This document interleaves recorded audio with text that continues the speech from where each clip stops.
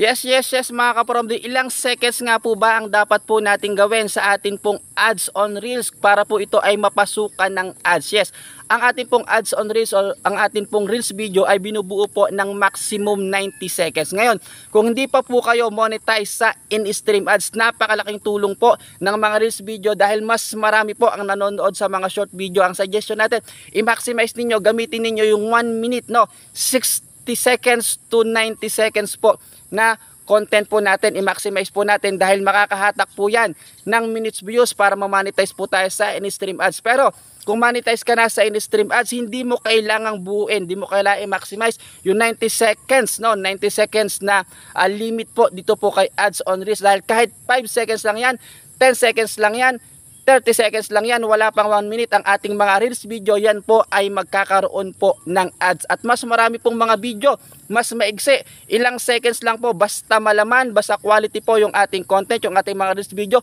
mas nagbabiral po pag mas maigsi po ang ating pong mga video. So hindi kailangan natin i-maximize ang 90 seconds pagka po tayo ay monetize na sa in-stream ads. Yun, salamat po. For more update, follow nyo po at pakishare na rin ang video na ito.